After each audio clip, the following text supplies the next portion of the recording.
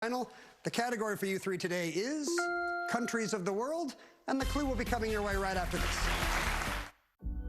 If you have Graves' disease and blurry vision, you need clear answers. People with Graves could also get thyroid eye disease, or TED, which may need a different doctor. Find a TED eye specialist at isitted.com. If you're 55 and up, T-Mobile has plans built just for you. Like 2 lines of unlimited for just $30 a line. That's a 45% savings versus Verizon and AT&T. So switch to T-Mobile and save. Dupixent can help people with asthma breathe better in as little as 2 weeks. So this is better, even this. Dupixent is an add-on treatment for specific types of moderate to severe asthma that's not for sudden breathing problems. Dupixent can cause allergic reactions that can be severe. Tell your doctor right away if you have rash, chest pain, worsening shortness of breath, tingling, or Report. Now reporting, David Muir. Good evening. We're coming back on the air during a critical time for President Biden, his presidency and his campaign, and another potential make or break moment. The president is about to hold his first full news conference in 8 months amid growing pressure from some members within his own party to withdraw from the race against Donald Trump. President Biden will be live here, unscripted, taking questions from reporters. The International Press Corps assembled after the NATO summit in Washington. Of course, that means the world is watching, the country is watching this tonight. The president has repeatedly insisted he will not step aside in this race, saying he is staying in this race for president. More than a dozen Democrats now on Capitol Hill have called for him to withdraw from the race, all of this after his debate performance. Earlier today, the president's top campaign aides went to Capitol Hill to meet with Senate Democrats behind closed doors, trying to ease their concerns despite the turmoil of the last 2 weeks and the debate. Tonight, a new ABC News Washington Post poll, also conducted with Ipsos, showing President Biden and Donald Trump essentially tied. Trump at 47, Biden 46. The poll also shows Vice President Kamala Harris doing slightly better in a hypothetical matchup against Trump. Harris 49, Trump 46. The president set to take questions live. Again, an unscripted moment for him. Mary Bruce, you're in that room, and you know how rare this is. It certainly is, David. It has been 8 months since we have seen the president come on a stage like this alone to face reporters, and he is under an intense microscope here tonight. The president well aware of that, David. Mary Bruce, our chief White House correspondent, as we continue to watch this room. Reporters in the room who are gathered now standing along with others. And here comes President Biden after the NATO summit in Washington. Let's listen. Thank you. Please be seated. Well, good evening. We just concluded this year's NATO summit, and the consensus among the members was... Thanks, everyone. One more extraordinary moment in this presidential campaign, and then we say this often, and we can't overstate it, that every day in the spotlight is another critical test for President Biden in this election, having given the debate performance that he did that was so highly criticized afterwards, the moments during that debate. Obviously, a lot of criticism for the former President Donald Trump in that debate as well, but it's the president who must now make the case before the American people and in front of fellow Democrats that he is the best person to be the nominee for their party moving forward.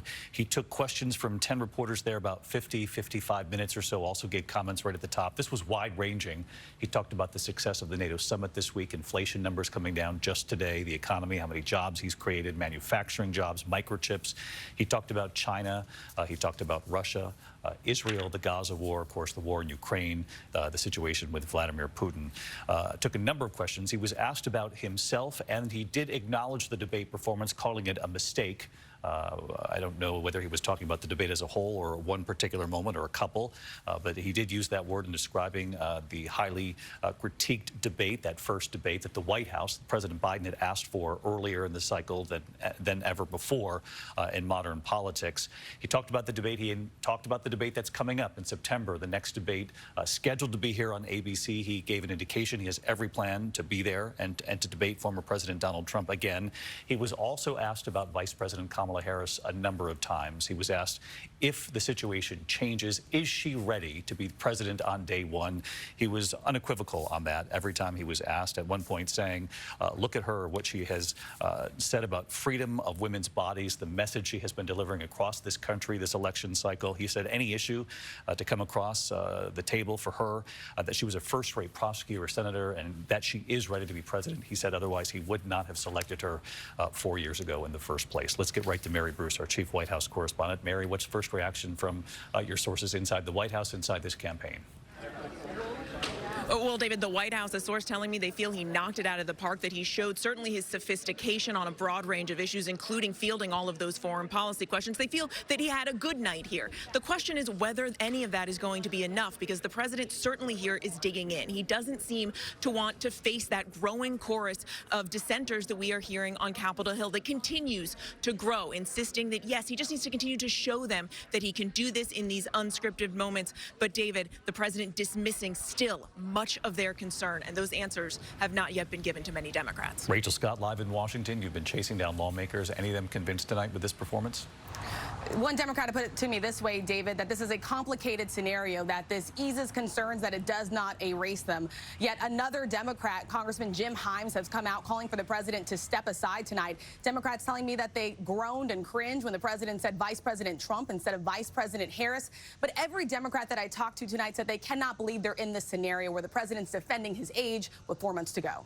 John Karl, I have just 20 seconds here. Former Speaker Nancy Pelosi saying he needs to make this decision. Time is running short. He seemed to indicate again tonight that the decision's made. He sure did, David. And look, he took a wide range of questions, complicated issues, did fairly well on all of that. But I think nothing changes the bottom line, and that is that many Democrats think he just can't win in November, and there needs to be a change. John Karl in Washington. John, our thanks to you, Rachel, and to Mary. That is our coverage of President Biden for now. For many of you, World News Tonight is next, and the ESPYs in their entirety right here on ABC. Good night. This has been a special report from ABC News.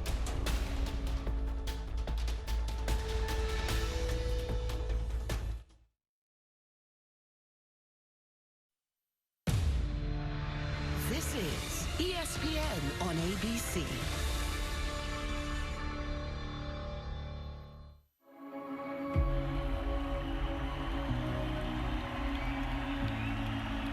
There aren't many times in life when change